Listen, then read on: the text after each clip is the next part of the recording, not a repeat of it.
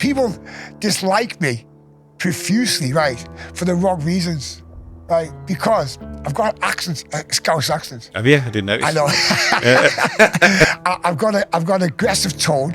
I talk fast, and I'm very physical. So if you brought your kid to my dojo, right, you'll give me the most valuable love thing in your life. Yeah. So therefore, it's on me to make sure your child is safe in the street. You were exposed to a lot of violence, weren't you? I've spoke to you on multiple occasions before, and you were around a lot of the kind of the gang, the violence, the dark side of Liverpool. Yeah, I had the biggest dog company in Liverpool. If you can't fight, you're a victim. I went, fuck off, and wedged him with a round kick. He's fucking like a fish on the floor. Fell asleep.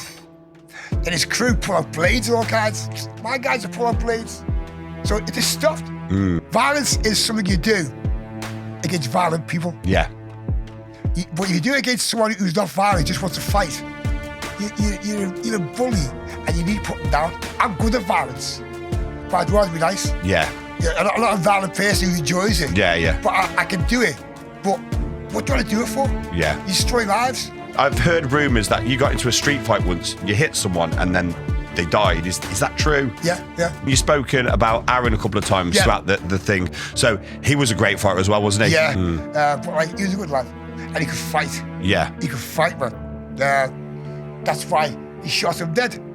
What happened? Do you mind me asking? On this episode of the Elite Podcast, I speak to Alfie the Animal Lewis, 5 times WAKO world champion and the godfather of martial arts.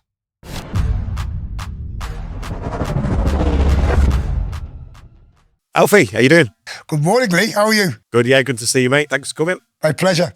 Been a while. Yeah, we've been. I've been threatening to kind of get you on, and you said you might possibly do it about a year ago. I remember. Yeah. I had to watch what you was doing firstly. Yeah. And your quality. So that's why I'm here. Oh, thank you, mate. Okay. I appreciate it. I don't bullshit. You know, like. Yeah. If you're crap, I say you're crap. But I like you.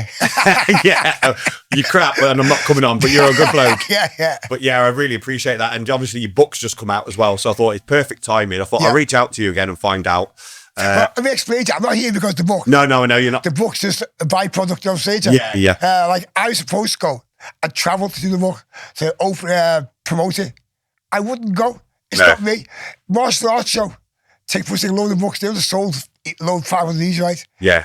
I'm not going to sit down and sign autographs. It's not me. No, I've done the book. You want to buy it, buy it. Don't want to buy it, fuck you. Yeah, exactly. Okay. But I wanted you to have the book on, just so that's clear as well. Thank you. Because I think we're interested in finding out about your story, and I am as well. And I've known you on the peripheries 20 years probably, Easy. I think, something like that. You're a sprog. Yeah, exactly. I was a young lad just out of the army when I started competing again. Yeah. And it was Liverpool Freestyle, I think you were at the time, was it still? Yeah, you were Liverpool Freestyle. And obviously... Just to jump in there, Liverpool Freestyle. I started freestyle off. Yeah, you did. You the creator of it, weren't you? Yeah, before me, there's no freestyle. And then, here's the problem with freestyle, the issue with freestyle. I started off, freestyle was my way. So I'm teaching, so I call it Liverpool Freestyle. The first freestyle team ever in GB. Yeah. So now we're very successful. We win Newcastle. We beat national teams in the FSK. The FSK, right? Because in there, you know, that was a serious thing now. In the FSK, back in the day, the original, not the second one, the first one, they had the national taekwondo team, national kung fu team, national this. We're a club team. From Liverpool. Yes, all one club. Yeah. The Caribbean Centre in Toxteth. And we're taking all these top teams out. So everyone wants to do freestyle now. Now the problem with that, Lee, was people I've got a foundation. I've done boxing, judo, kung fu, and karate. So I've got high level grades in all of them. But these guys now, they want to teach freestyle. And they're like maybe 4th, 5th grade. So it's atrocious.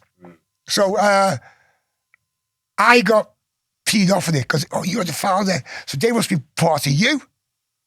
I'm thinking, no. Oh, right. They linked all freestyle clubs to you. And they weren't part of me. Yeah. I just done what I did. And that was the end of it. So that's why I changed my club called Mu Shin Kai. Yeah. Now, Mu Shin when was that? A long 10 time years ago or something. Or a bit more than that, was it? Yeah, was it? long time, yeah. But Mu Shin Kai basically means open mind, receptive. So you're receptive. It's like freestyle, so you're receptive. So if I threw something at you, you catch it. If I say catch this, then your mind now says, I've got to catch it, and you panic. So everything you do, you're blinking, you're breathing, you look at me. You're not thinking, I've got to look, I've got to breathe.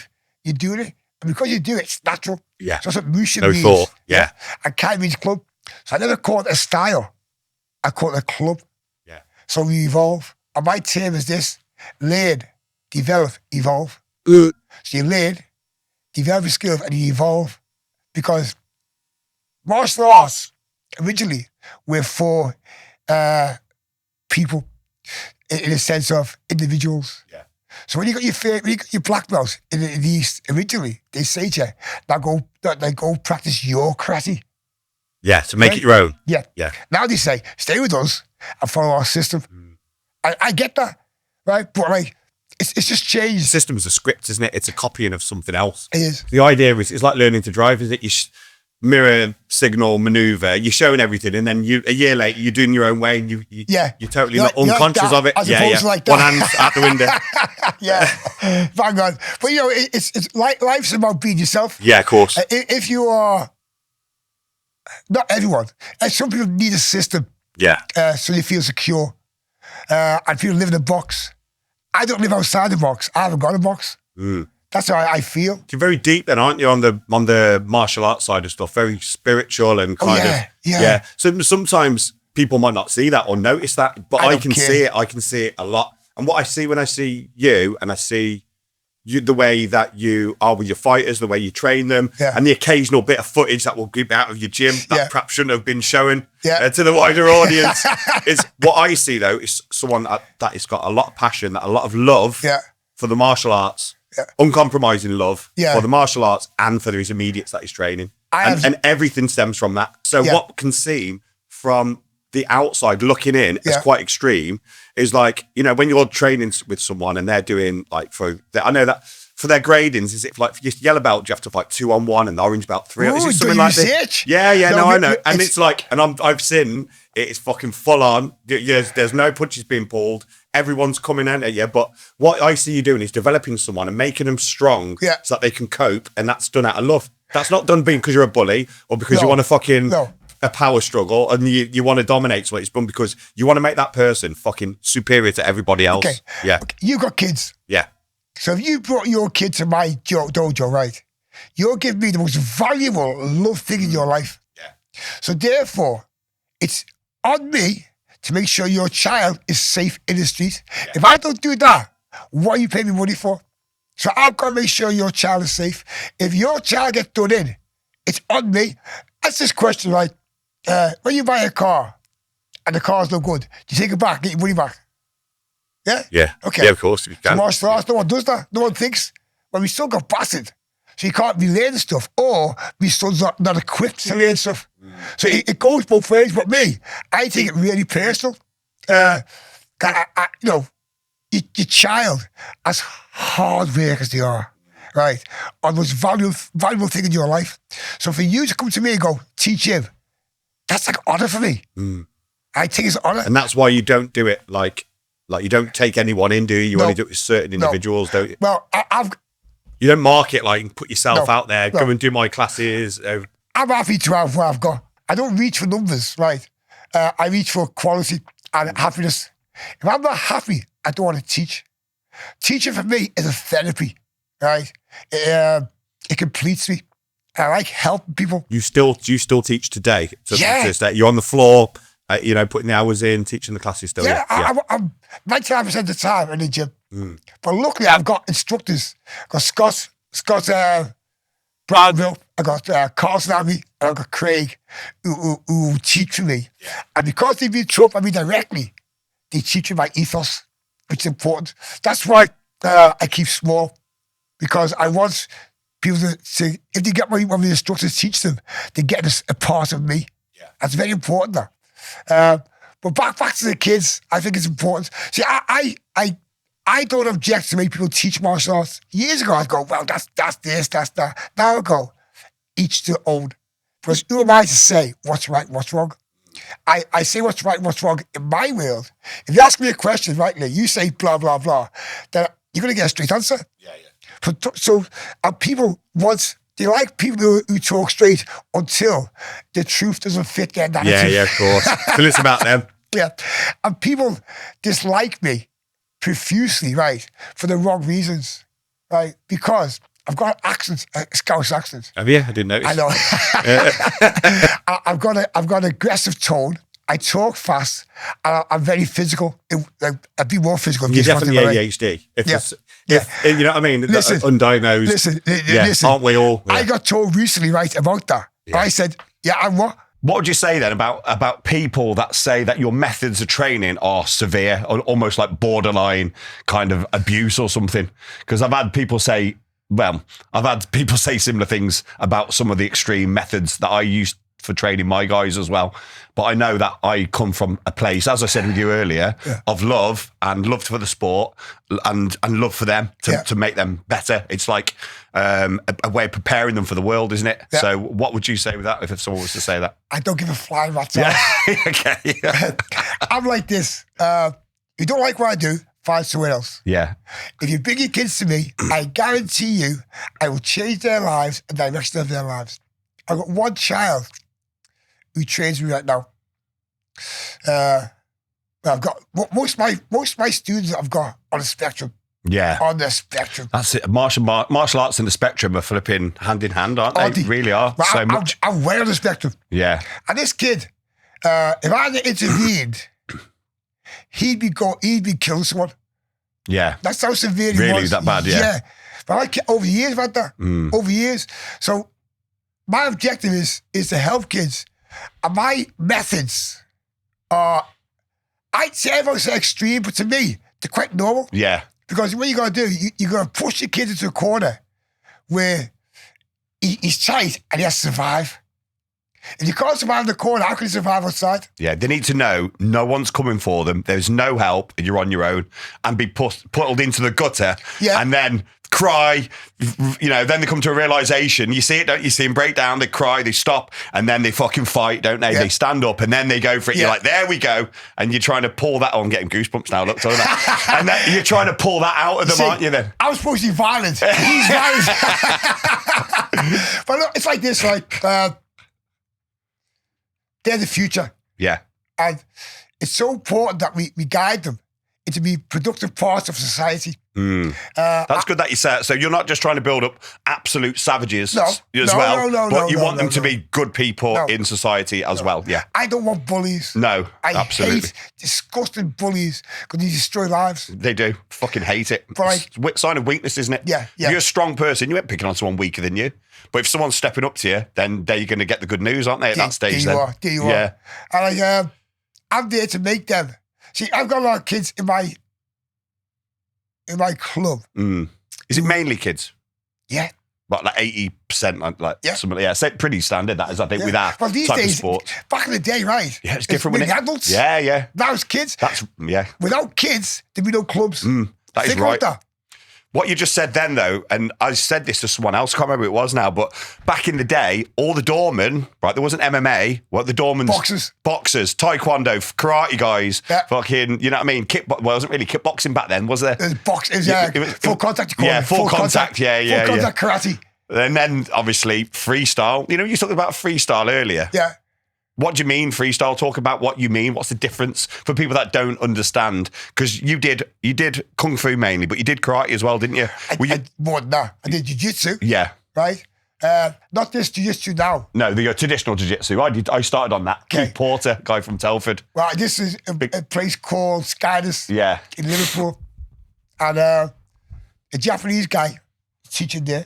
Yeah. And he used to fight in the stadium in Liverpool, in a fighting stadium, to earn his living as a body in wrestling. Yeah. Right? Did he? Yeah. Cool. How cool is that? And my instructor was called Skyler. Yeah. Right? The bottom of my street. It was the bottom of my street. It was. So it's a little walk. So anyway, this Jerry Skyler, he was, he liked a little drink, shall we say.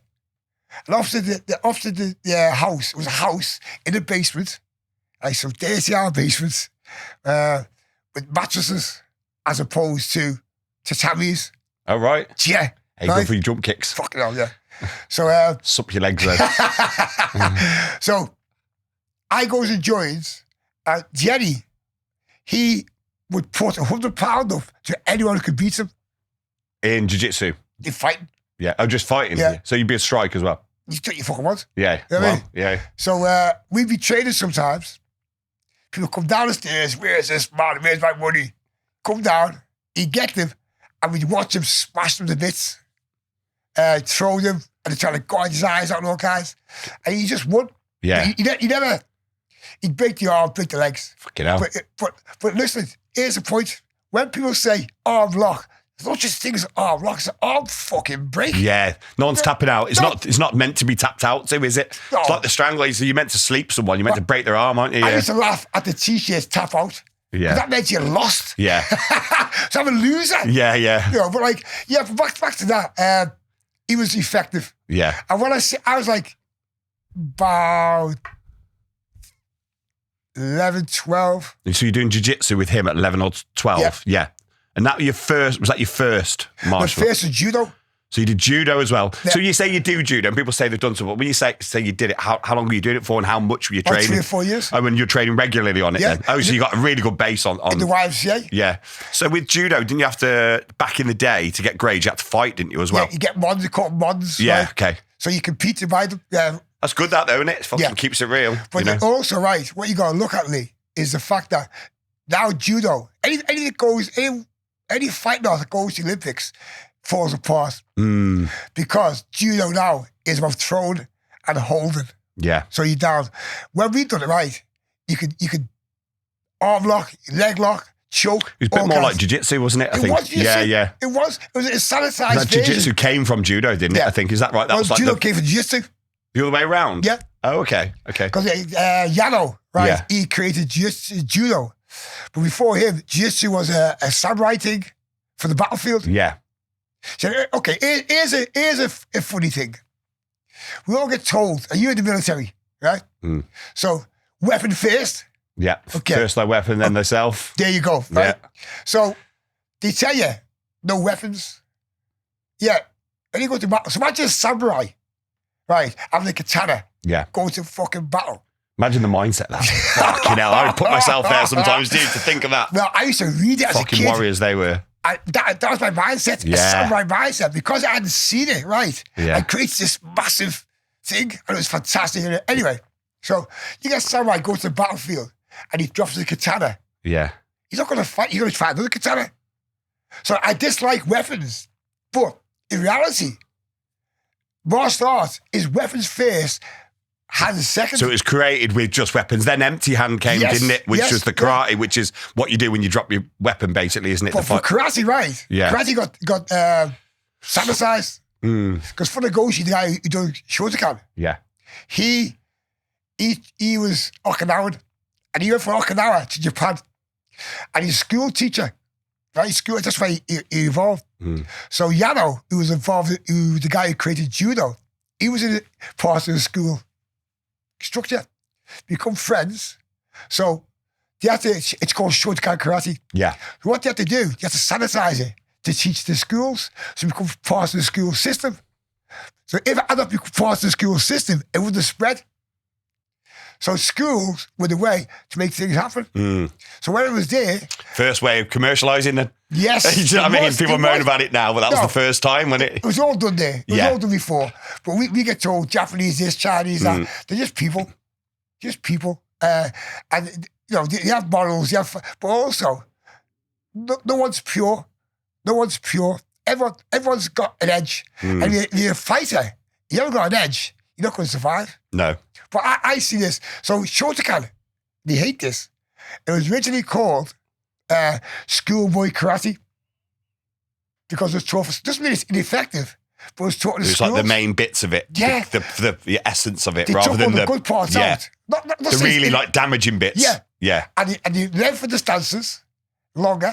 Shotokan, you watch now, the long stances. Very long. When the guy found it, done it, it was short stances.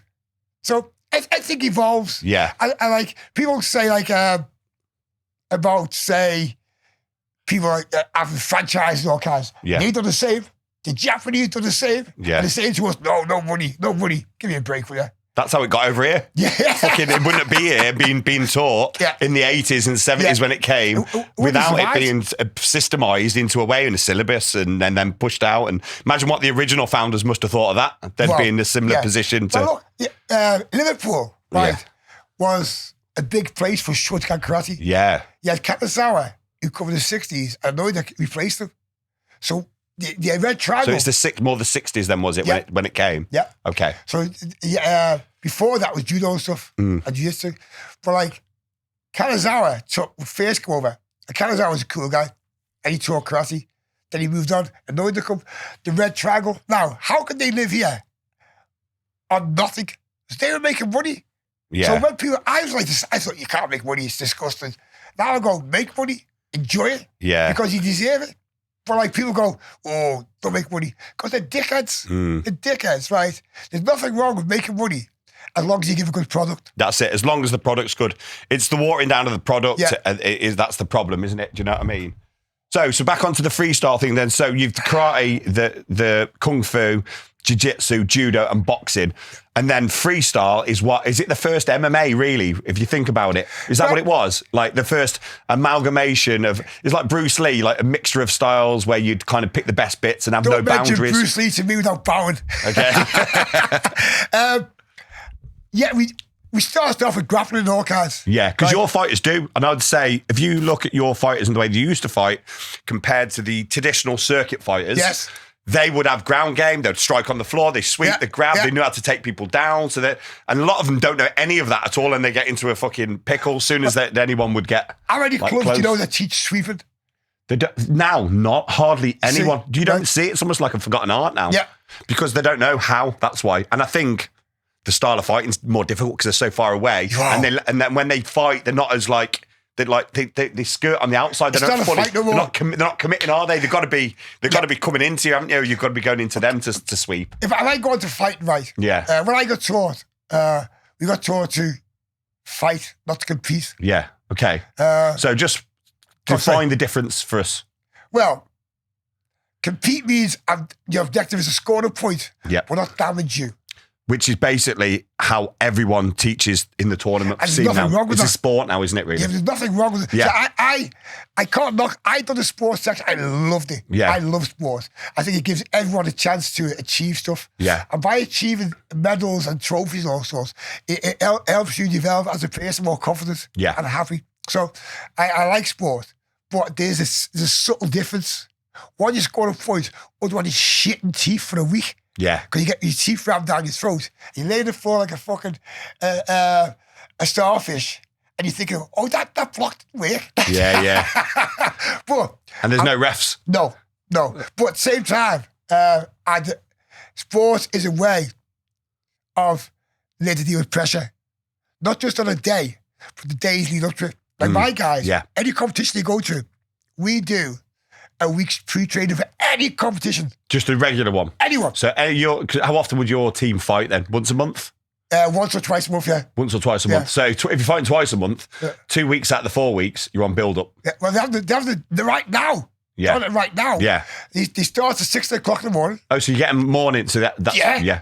Brilliant. So tell us, go on then. So 6 o'clock in the morning, they come down. Yeah. Then they go home, and they go to school, the kids. These are kids at 8 years of age, 6 and 8 years of age. Yeah. And they come. And they're lacquered, but they keep coming. Then we come back at 5 o'clock in the afternoon. We train. Then we do a class after 6 o'clock. So it's 3 time sessions. These are kids. Yeah. Mega in it. They went to championships recently and they won for 5 European titles. Amazing. But I have a 5-year plan. Why 5 years? Well, each generation takes 5 years to get to where you want them to be. Yeah. Would you say within 5 years you can create a world champion then? Without doubt. Yeah, I say 5 to 6 years. I used to say to get someone who could be like a world champion, and then from how long to create a master, like someone who's a world class fighter. Well, or is that not anyone? Not everyone can fit that. Well, I've got a kid now who's won. He's the first one in a while to win the 3 British, European, and world. Yeah. But saying that, right? Back in the day, now you can win 10 world titles in one year because that many associations. Yeah. Right? When we fought, there was one association. Which was? WAKO. Yeah. Right? And it's still the biggest, the best. Yeah. Right? It's changed. Yeah. But everything changed. At first when it changed, I was like, you hated it, didn't you? I remember you were quite verbal about it as well, weren't you? Because it must have bothered you. Yeah, but it bothered me because I got was... the five world titles you've won, wasn't it? Well, coming back to that, right? Yeah. It's not really a fucking big deal. Yeah. But people make it Well, a it big is. deal. Yeah, it is. It is, mate. Yeah. I was the first person to win 5 world titles. Yeah. You say 5 world titles now to these kids. Oh, everyone's won fucking 5 world titles. We won 5 world titles in one weekend, can't you? Yeah. Fighting someone from England. Yeah, well, that's the only. We won't get into that though. No, because it is what it is. It is, yeah. It is what it is. I like, who are we to say what's right and wrong? No, of course. And do you know what? I think these are great ways, stepping stones for people anyway, to build up, and then you build into the more in-depth and more difficult ones then, don't you? But you were totally just dead.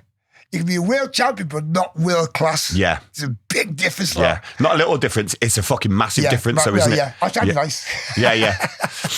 That's because you can be a world, like you said, 5 years, but world class is, they reckon, was it 10,000 hours for mastery, where you're at a level of unconsciously competent. So you should. Yeah, so you're like, no thought is needed. Yeah. You know perfectly how to move, how to respond without even thinking. You're not thinking about your distance. You're not you're just responding with correct action through. And it's beautiful, isn't it? It's almost, I think it was you described the perfect fight. I think it was with Nasty Anderson years ago, where you said something that like you were in the zone. Is that right? Yeah. Have I misquoted? Yeah. No, the quote is not correct, but the meaning is correct. Yeah, do you want to tell us about that then? I forget it. You forget it. No, I mean, like the perfect fight where you're just, everything's happening perfect, because he was fucking amazing, wasn't he? Yeah, Steve, he's great. Fantastic fighter. And so were you, and he was like the American version of you, and then you fought in the UK. Well, what it was, he'd won 4 world titles in WAKO. Yeah. I'd won 4. All? You'd won 5. You only won 4 back then. Yeah. No, we both 4. Yeah. And I'd go to competitions, right? I'd record them all the time. Yeah. And if I record something right, I learn. As I record it, I watch it. And at the airport, I'm watching it. At home, I'm watching it. So when I fought him, it was just Mu Shin. I'd been programmed to fight him all my life. But what an incredible fighter and a good friend. And you wanted the perfect fight, didn't you? You said you wanted the perfect fight. What do you mean by that? Well, I'll don't put it. Not technically, right? But emotionally, how you feel.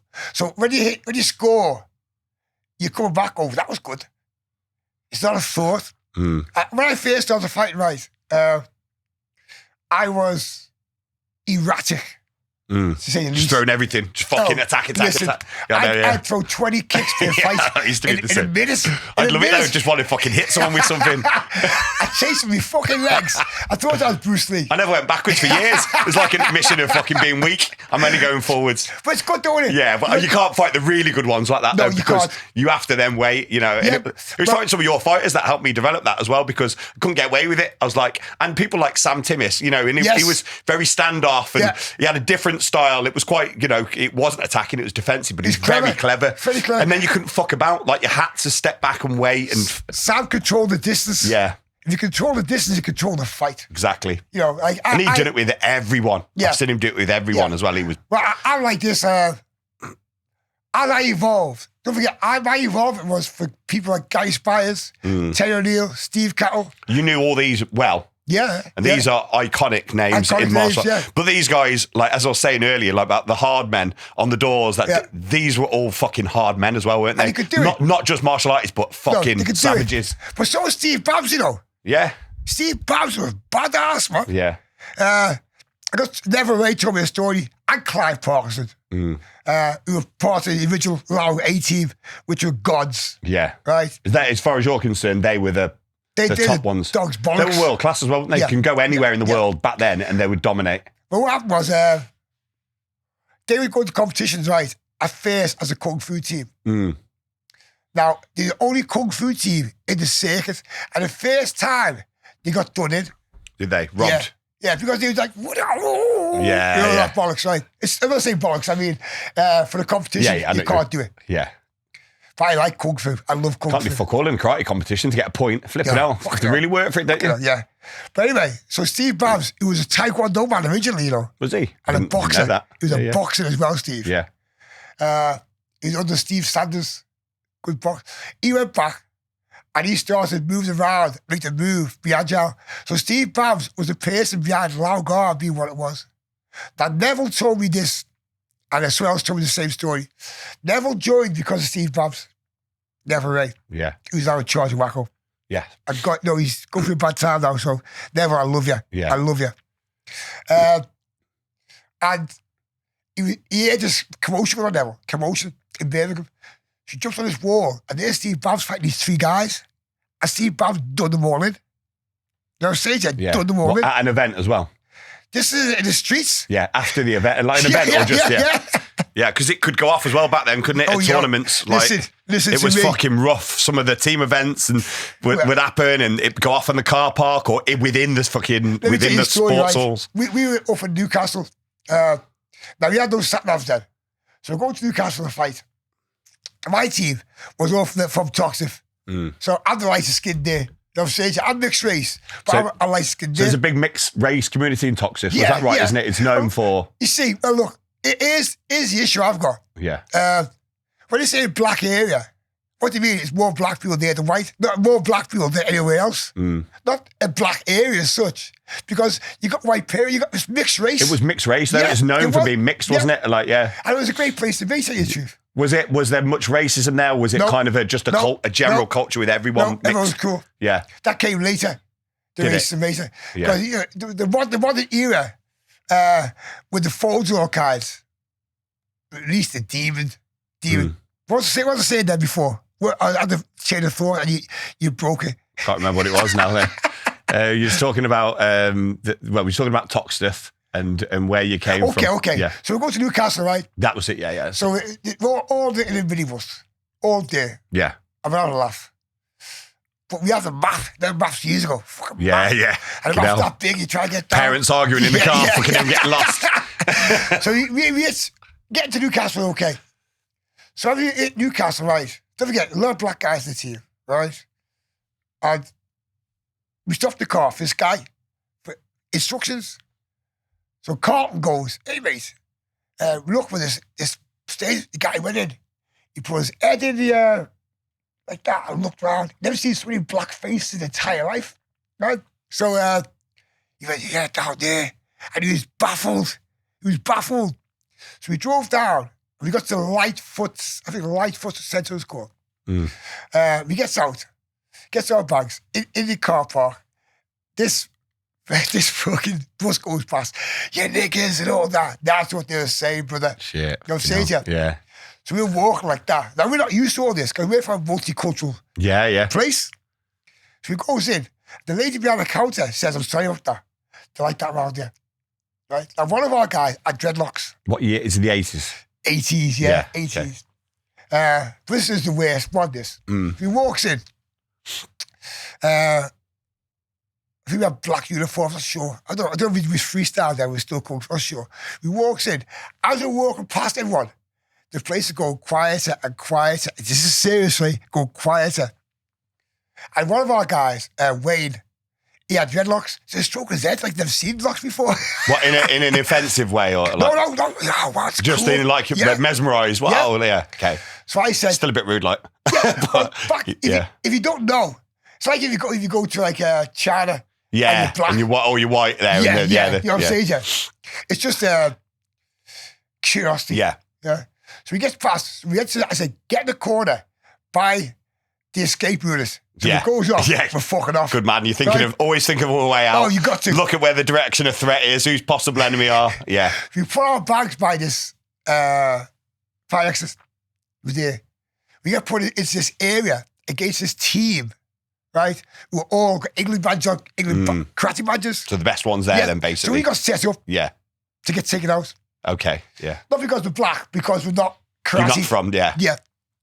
So I got them all. My guys are all junior grades. No one's like senior grade. All from the one club? Yeah. Yeah. Fucking right. Yeah. I can birth them all. Yeah. So he gets this team who was the top team there. So I said, okay. So come here. Fuck these up and show them that we're going to win. So they announce, they come out, Uza, like that. So I'm looking like that. I'm going to fuck you up. Because they were like, they just wanted it. And he tried to intimidate us. And Carlton, he swore me. Hey. You still knock about him now, don't you? Yeah, listen, he's my man. He's my man, right? And Boise, he was there. He was strong. We had Peter O'Connor. Yeah. He part of the team. So I'm up first. So I goes out. Lead in from the front. Yeah, I always did. Get good, yeah. Right? So nobody got a win. This time, this guy could run at me. Jumped in the air, jump spin, knock kick. Poof, starfish. So I was like, that's down there. The crowd, everywhere stopped then. They all come round. Everyone stopped. Yeah. They all come around to watch it. Because you hadn't seen that kind of fight from a karate competition. Yeah, it's just basic punches, isn't it, really? Wash again. So you guys like a starfish on the floor. So I before that, my guys were all scared. Did you get the point? Or not? I got disqualified. Yeah, you did. Who cares? Still a winner, right? Yeah. But what happened there, my guys then see this guy out cold. Not saying it's good, right? Out cold. And he went, yeah. Because they see the animal was getting hit. You know what I'm saying? So my guys then jacked up like that. Yeah, we got it. And we beat the team. We went on to with the black belts, the junior and the team. And when we left, everyone there was friendly towards us. Now, so from being intrusive and like, I'd say,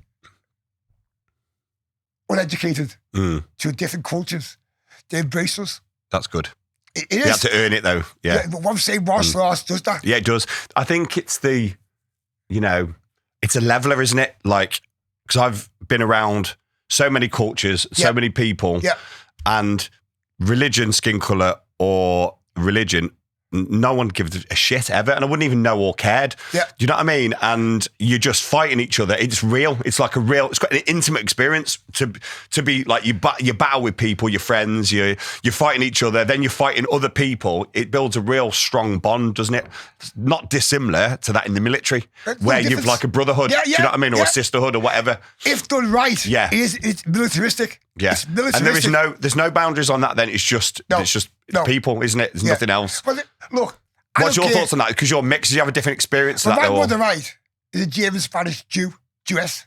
Right? No, yeah. So their family come to England from Hitler to escape Hitler. Shit, yeah. Right? My dad's African. Yeah. So my dad was born in, my granddad was in Nigeria. Yeah. He come over here. He married my nan. He had my dad.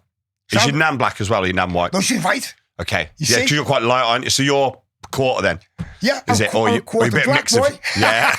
We know what inside. Do you still get the N-word pass? Oh, listen to me. Right? Listen to me. It's like this, right? I get off the subject because it's kind of a contentious subject. Yeah, yeah. But like, when I was a kid, I came here, big fucking nose, and I had a tab.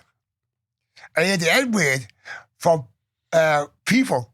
But I never heard it from black people. Because not in the UK forever. Just people wouldn't say it, would they? Yeah. It's not. No, what I'm saying, you're right. I'm light skinned, so you can say I was white. Yeah. Right? But you get pushed towards the black quarter because no matter what little bit you got inside you, you're black. They think white people see you as black. That's how it was back then. Yeah. So I was brought up in the black community. Yeah. I love it, man. The rhyme, the rhythm, the culture. It was fantastic. My granddad was the oldest African in Liverpool at one time. Was he? My granddad. Away. Right? Yeah. And he taught me African, He taught me African. But I was going to learn that. Yeah. I learned it. But who do I talk to besides him every Sunday? Yeah. Like, racism is vile. Hatred is vile. And violence is vile. Yeah. But unfortunately, violence has to be necessary at times. I couldn't agree with you more on the violent, I'm saying, with all of that. But like we spoke earlier, didn't we, about violence is what's that expression? If you want peace, prepare for war. Yeah. Do you know what I mean? And it's better to be a warrior in a garden than a gardener in a war or something. Yeah, you do. Yeah. So, come here. But it's a necessary. You need to be an absolute fucking savage, but have it just about in control. Yeah. I'm a fucking functioning psychopath. I've been referred. But you wouldn't know I have everything under control. But I'm only confident because you build that animal with the animal, as you know. You don't need me to tell you this. I'm just saying for people listening. No, you build that within you, so you can be yourself. Yeah. You don't need to be aggressive. You don't need to be nasty. You can relax. You can be who you really are. When you're young and you're scared, that's different. Then that's when the violence happens. Now you've developed an breakable mindset. Do you think a lot of that and what you did came from? You were exposed to a lot of violence, weren't you? I've spoke to you on multiple occasions before, and you were around a lot of the kind of the gang, the violence, the dark side of Liverpool. Yeah. Were you on the periphery of that, or were you embedded within it? You was right involved in all that. But, Do you want to tell us a bit about that and how? I say in it right, but not in it. Yeah, I know what you mean. Because I was too busy training. Yeah. So if you hadn't of them, mate, it could easily have just been energy pushed into that. Right, I had the biggest door company in Liverpool.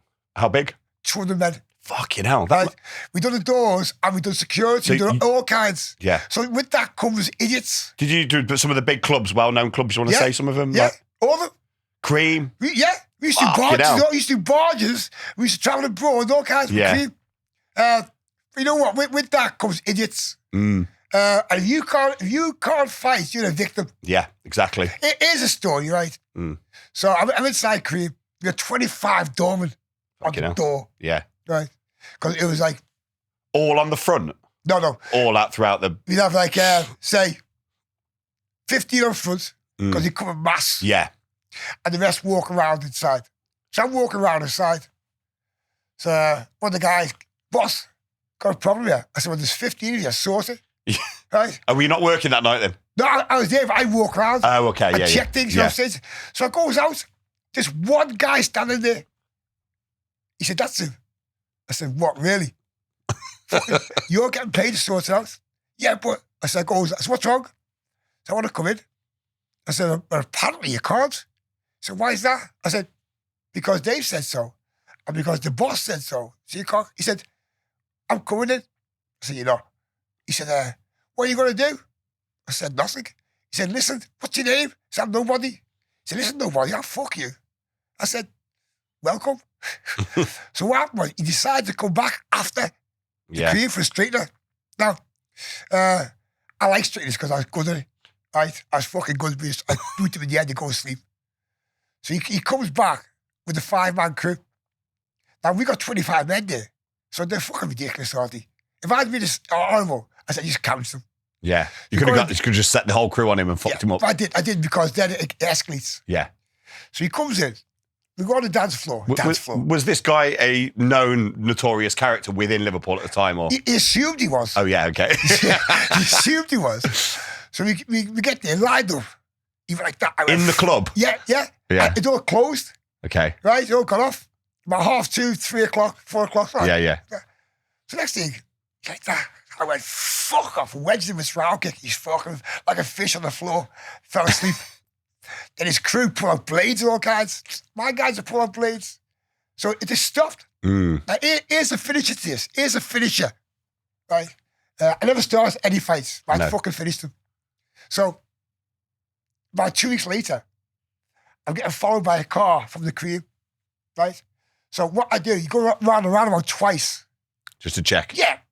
So I thought you following me. Pulls up on the side street. Gets out before they get out. Runs towards the car. This guy gets out with the bat. Fucking wedges him again. He goes out. Other guy's running around the fucking car. It's like 3 or 4 o'clock at night. So I chase this guy on the car.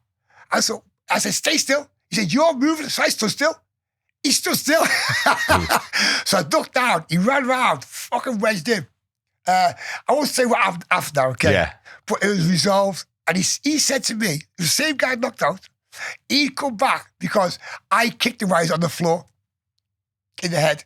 Because they told him I kicked him in his head. Yeah. So he assumed. That he kicked him on the floor? Yeah. I said, you dickhead. I said, I kicked you in the head. He said, what?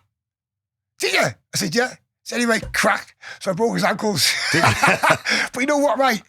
He was going to follow me to my house. Yeah. Where my family were. So you had to fucking stop it there. Yeah, I can tell you more stories like that, but... Yeah, go on. No.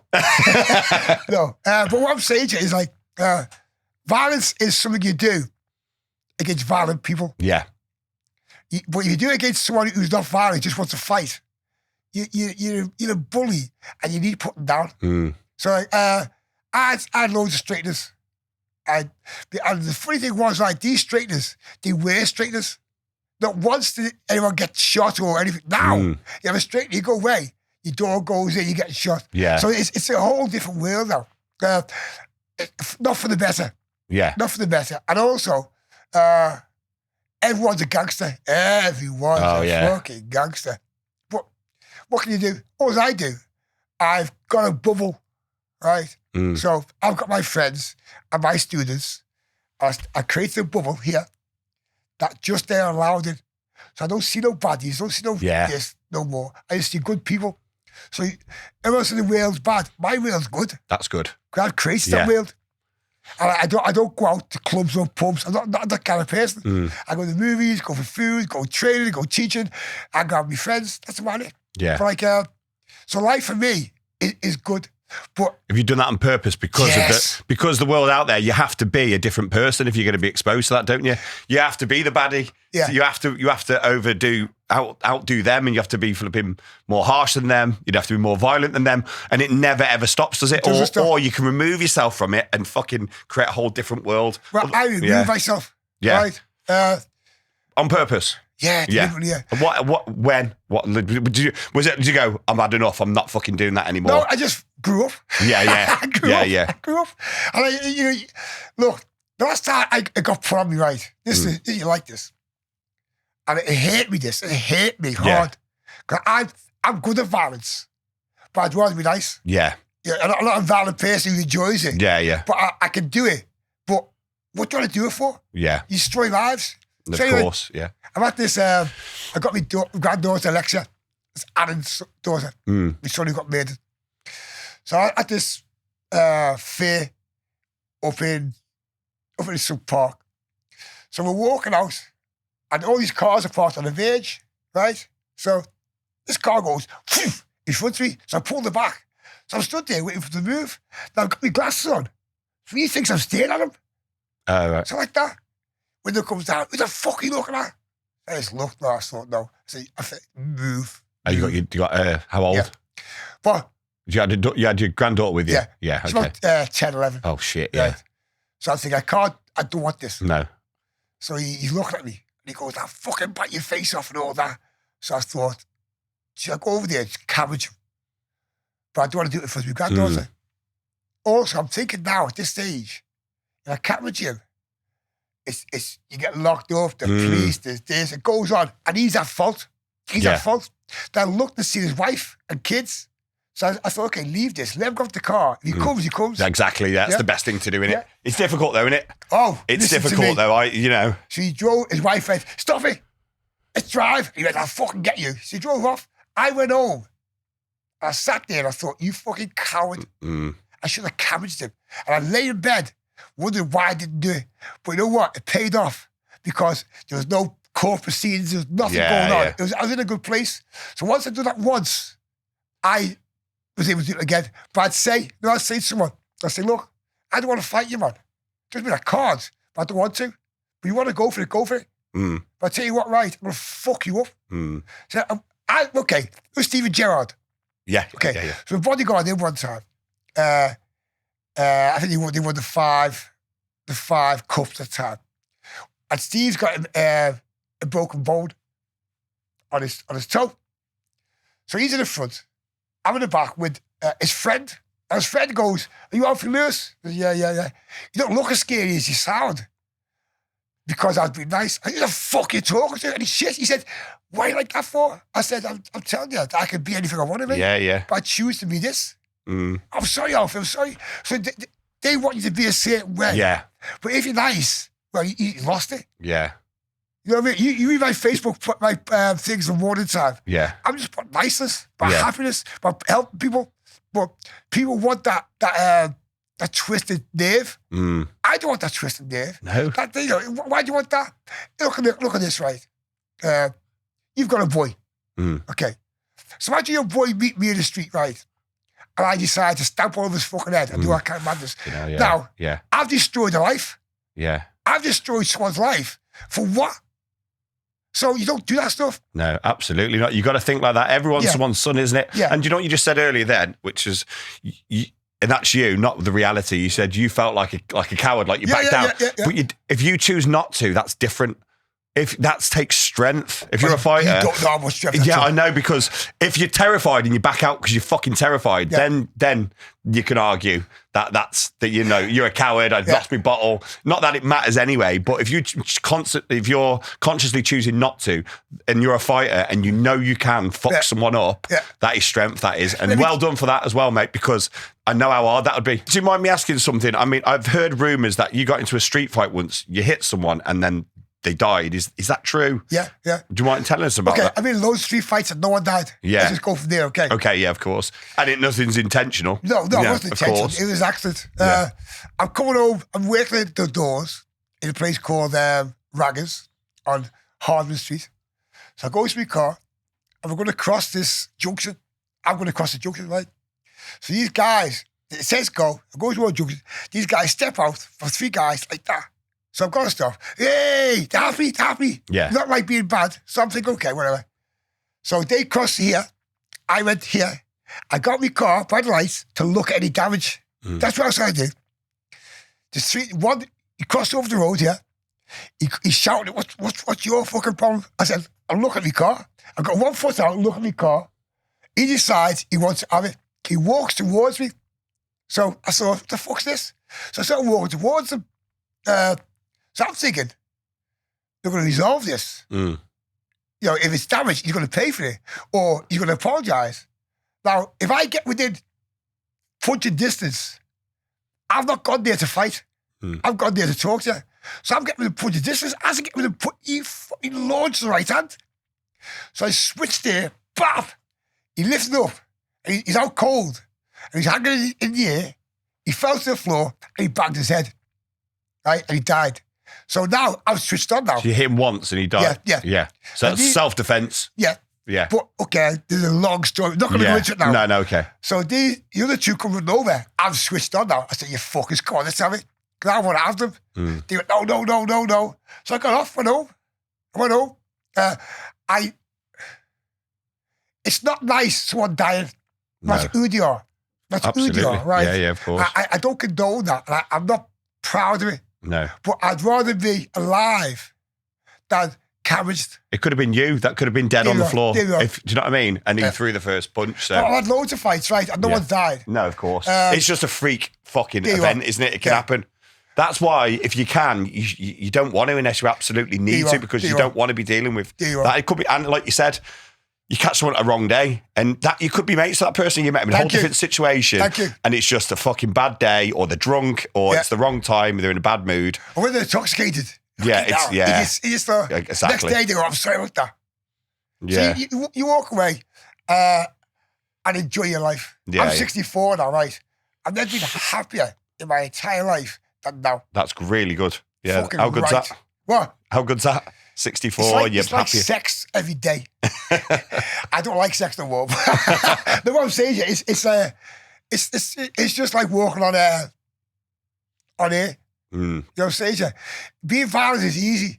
Being nice is better. Yeah, you've definitely chilled out, I think, haven't you? Yeah. Like, and you know, but I was never naturally violent, you know. No, but I think in response, it was. I think as well, you got to remember with Scousers, because I live here now, I've lived here like 11 years, and they speak quick, they sound aggressive. It's very similar to like Glasgow. Everyone's like, sounds like they're having it with you, but they're not. That's how they speak to their family, that's how they speak to each other. And when they used to come to the tournaments, the Scousers, you must know this, they intimidated the whole environment. You know, you knew that. You knew that though, didn't you? Well, that was, and you'd terrify referees, so was that like an intentional, was that an Alfie Lewis plan to getting people's heads to get competitive advantage, or didn't you fucking absolutely didn't mean to do it, and it was just being yourselves? Just being ourselves. Yeah. But on certain occasions, it was deliberate. Okay. If you walk in a hostile environment, right? Okay, we're competing in the SKU National Championships. Yeah. In St. Helens, or something like that. And we weren't liked. I don't know why. So you put us against this team who are good. So it goes into a war. They give it as much as good as they got. You know, people lost fucking black eyes and all that kind of shit. And people get knocked out. But we, at the end of it, shook hands. Mm. The promoters decided we'd gone too far and disqualified us and banned us for a year, right? On the context that we were Scousers and everyone else wasn't a Scouser. I got this later. Yeah. So we come back 2 years later, won every division, we were on junior, senior, team, and we walked away. Next thing, he closed it down to just SKU fighters. Did they? Just to keep the Scousers out? Yeah. Oh, not SKU, Pep. But you know what? I get it. I get it. I've organised tournaments, I've fought in tournaments, and I've been as a coach at tournaments. And you've had people there that you don't want, or people that are causing issues. Yeah. But would you never intentionally cause issues? Would you be in a responsive, do you know what I mean? Because I've seen you be referees. I've seen you because you're so passionate about what you're doing. You've got your fighters in the corner. You are not shy about telling someone if you think they are fucking up and doing sort of bad job. Is that because you're just so true to the art, or are you trying to get a competitive advantage for your guys, or you just can't help yourself? No competitive edge. No, it's nothing to do with that then. Okay. Look, let's go logically. Look at this, right? So, you've had students, right? I've had students, okay? So, your students pays you X amount of money per class, per month. They pay for gradings, you pay for uniforms, you pay to go to competition, and you're going to sit there and let them have a bad deal. What kind of person are you? So they've come to the coal pit, right? And you're going, okay, well, it's not that out, you know. No, you get ripped off. If you get ripped off, I won't have that. Yeah. Right? It's not like I dislike anyone. It's the fact that I'm there to protect them. Because they can't argue. Because you don't let your fight say anything, is that right? Like, so you shut the fuck up. Yeah. I'll tell if anything's going wrong, and I'll control that environment. My fighters, I've got respect for everyone. You watch my fighters, right? Yeah. When they finish, they walk backwards and they bow. Before that, they go and shake the coach's hand and their fighter's hand. They've always done that. They go to every one of them before the start and at the end as well. Yeah. So you make them do it at the start and at the end. Yeah. Because it's manners. Yeah. And in my club, right, it's a discipline. It shock you. It shock you. If they bear us, because you got these young minds, right? And you got to prepare them for life. And they go through life without choose to everyone, then they're going to get it back. And if they can't deal with it, they're going to smash the mitts, aren't they? So if respect, integrity is essential to life.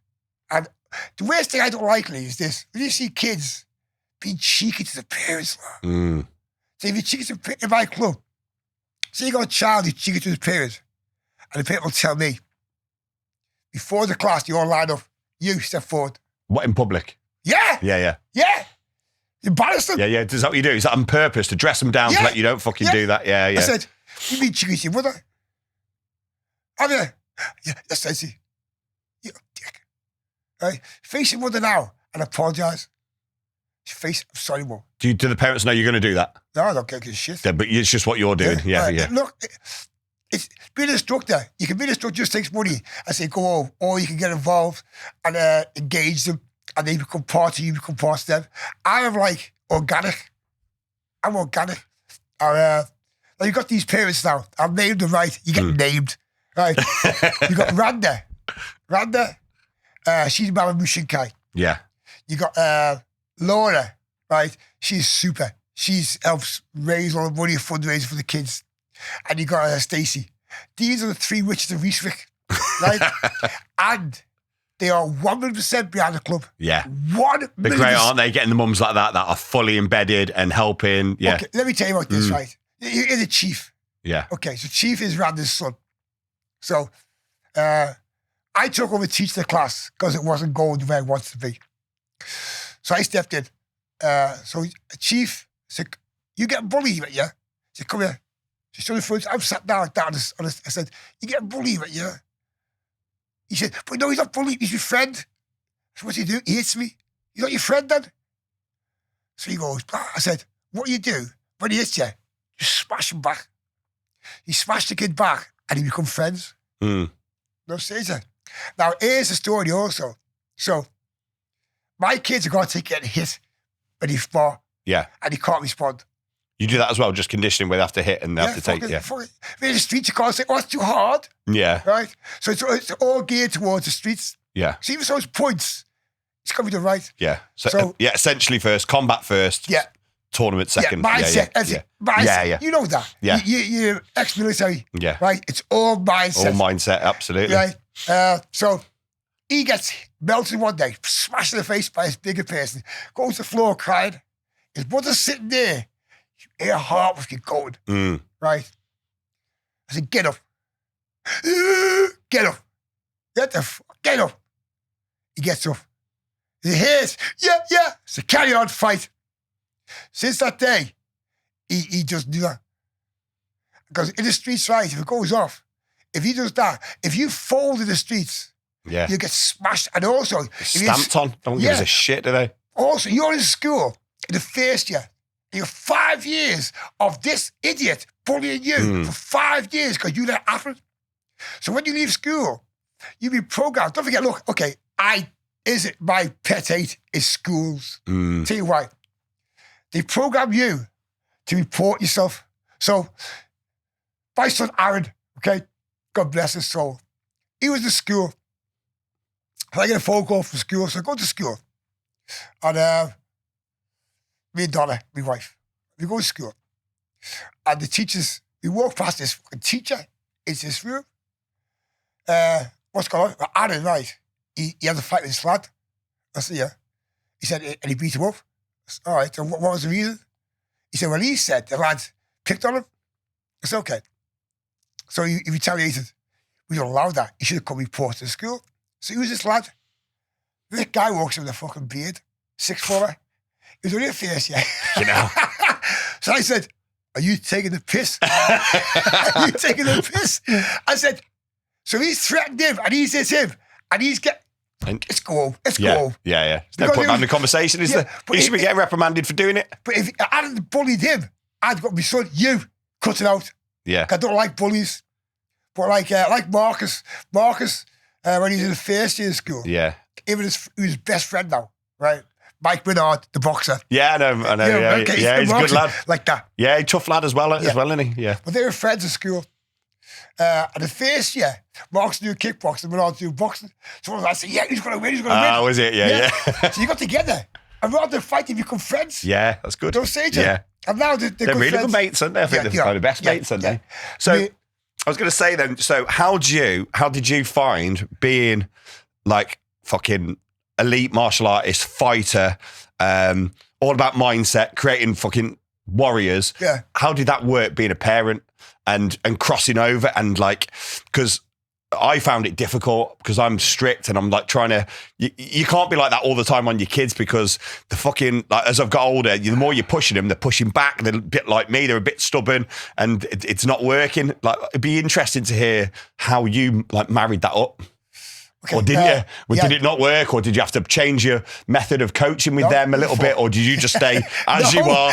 I stayed as it was. Yeah. So you're like that at home with them all the time? No, not at home. No. Not at home. But in the gym. Yeah. Oh, no, yeah. So I don't mean in the gym. Yeah, I get that. In the gym, there's no compromise. They got it but I'm worse than talking else. about at home. No, I was. How were you at home with them? I never laugh, but I'm strict. But you're still like, still the same. Laugh. Yeah. But I'm very. So you don't know if I have a laugh. Yeah. But like Marcus, right? He actually thought I didn't like him. Oh, bless him. When he's younger, like when he was a little lad, did he? Flipping out. I said, I love you, man. What's wrong with you? But now he's a parent. Now he knows. He realises. Yeah, because you're on him all the time because you want him to be better. You want him to do things better. You want him to be better. I want him to be a better person through martial arts. You know, I look at Marcus now, he's a great kid, isn't he? He's a lovely lad. Yeah. Really good, great fighter as well. And he's got beautiful grandkids. Yeah. With Jade. And he teaches loads of kids. He's passing it on, isn't he? Yeah. He's staying true to it. Yeah. He's doing well as well, isn't he? He's growing. He is. Yeah. That makes me, look, for your kids to be doing good in life makes you feel better. Right? And like, if your kids aren't succeeding in life, it's your fault. Yeah. And remember, okay, your kids do succeed, right? It can be in spite of you. I know, yeah, well, yeah. Just don't take that as being like, oh yeah, my kids do great because of me. No, you've got to put something in there. Yeah. And Mark said to you one time, he said, Dad, I said, what? I was surprised. Yeah. He said, everything I've got is because of you. He said that, did he? Was that more recently, was it? No, it was years ago. Yeah. Now. How old was he then? About 20 odd. Oh, right. So he's still, like a young man, an adult. But your Mark is a great fighter, a great instructor. But more importantly, he's my son. Yeah. And so is Kimberly, my daughter. You know, I love all my kids. All my kids. But now the adults. Yeah. So different dynamics. Kimberly's a black belt, Mark's a black belt, I'm a black belt. And they all took it with other senior grades along with them. Just got the shit kicked out of them as equally as everyone else did. Yeah. And they all become great people. Would you say you were harder on some of your kids? Because I think I was harder on mine in some ways in class. Harder? Yeah. Harder? Yeah, like... They couldn't breathe. Yeah. Because like, you don't, what I didn't want people saying, he's got it easy because he's fucking dad. There you go. So I ended up, and I can look back now, and I did like give it him harder. Yeah, it helps them. Of course it does. That's why I did it. It was that I said to you at the start. Okay. Out of love, isn't it? It's for wanting them to be better. Your friend Brendan Mitty. Yeah. Okay. Crank. I love him. I love Brendan, right? So one day, Brendan had hard with me. So one day, I hadn't seen him for years. He's teaching. So in the competition, right, he comes to me and goes, boss, what? He said, don't like me, dear. I said, fuck off, you dick. He went, but you don't, dear. I said, go away. Come back when you grow up. A year later, after teaching for a year, he come back. He said, I'm sorry about that. I know what it's like. Yeah. Because I'm not friends with my students. I'm not friends. You're compromising it then, aren't you? Yeah. Fuck. Are you friends with them outside of the dojo or not? You just keep that purely at that? Look, when I got taught, right. Because it doesn't mean you don't love them. You're not friendly. Yeah, they're family, they're not friends. Yeah. Is that you're teaching them, but as like martial arts family? Yeah, martial arts family. So that's you've got certain guides and like of how you treat them. When I got taught, right, the wall that you couldn't see. I'm transparent. Yeah. So I don't hide nothing. Yeah, that's true. Yeah. So because I'm transparent, they can see who I am really. Who I am really. People outside can't see who I am. No. And people, because of that, would probably make assumptions otherwise. There you go. But it's all in the book. It's all in the book. Amazon, Born to Win, everything that we ever spoke about today. You'll love it. Yeah. Well, sorry, Lee. Yeah, that's it. So they're your martial arts family, and then with your family, as we were just talking about as well. And you've spoken about Aaron a couple of times throughout the thing. So he was a great fighter as well, wasn't he? Yeah. So different to Marcus in their personalities, would you say? Very much different. Marcus is more laid back, animal like me. Yeah, a bit wild. You know what I'm saying? But a good lad. Yeah. You look, okay. You can do bad things with being a good person. Of course you can. Right? Of course you can, yeah. You can do... Good people do bad things and bad people do good things. That's So, people will think what they want and say what they want. Yeah. And I don't challenge it because I don't give a shit. But like, he was a good lad. And he could fight. Yeah. He could fight, man. That's why he shot him dead. What happened? Do you mind me asking? Well, I don't know the full story. I won't go through the full story. No. Okay. But we're in the gym. And like, I've just finished teaching. So I'm going to go to the Chippy to get takeaway for me and Donna. While they get all finish off. And someone said to me, I said, what? He said, we haven't done the sparring from yesterday's grading. I said, okay. So we done the sparring. In the meantime, good shots going off. You heard them? Yeah, round the corner. Literally round the corner. So we get to the car and we're leaving. And there's a crowd there. We're driving. And there is laying there. Shot. Literally 2-minute walk from the gym. Shit. So every time I go to the gym, I pass where he lay. Are you still at the same gym then where he was? Yeah. Fucking hell. That must have been hard. Well, heartbreaking. Yeah. You can't quantify it. I know. You got kids, right? I've got 3, yeah. Okay. So imagine one got beat up. Would that hurt you? Fucking yeah. Okay. So someone gets dead. Yeah. Right? But you know what?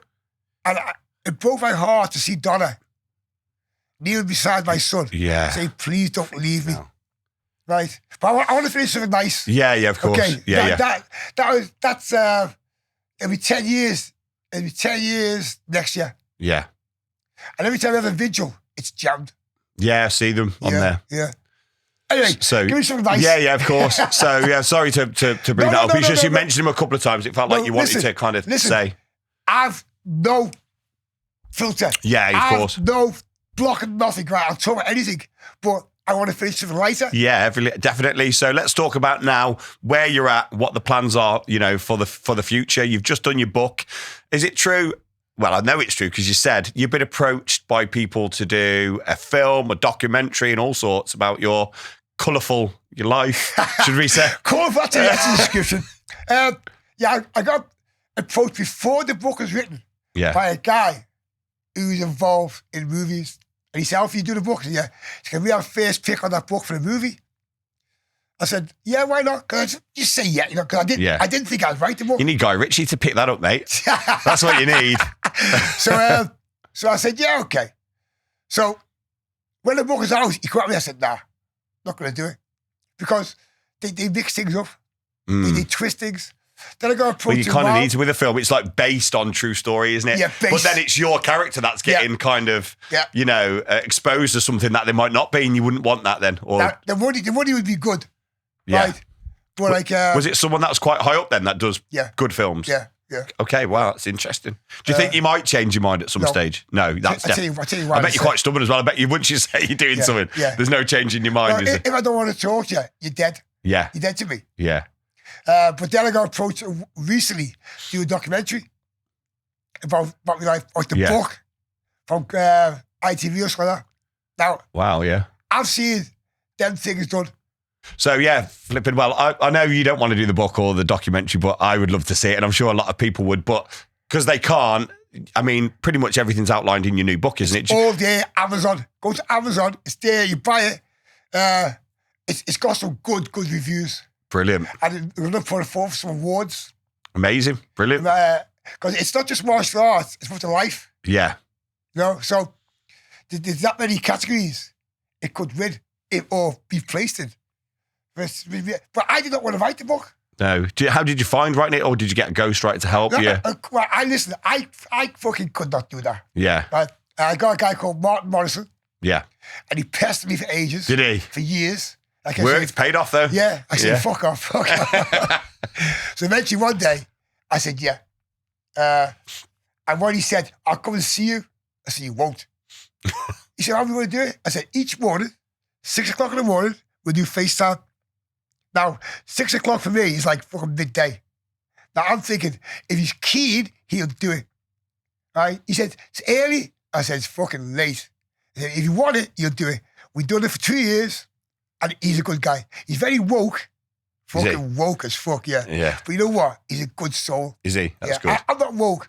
I'm straight. Yeah, so am I. So I think some of the woke people, though, I think it's trying to come from a good place, but they've just got it wrong. It is. And you go full circle then. Yeah. You go too far left, you come back at the fucking right. Well, and that's what's happening at the minute, isn't it? It's a shame, isn't it? Yeah, it is a shame because I think the old school kind of mentality for stuff like that, the old Labour, like was for working class people and they were kind of the left, weren't they? And now I don't like what it represents. But I hate it. Yeah, but we won't go into that because that's an whole other fucking podcast on politics.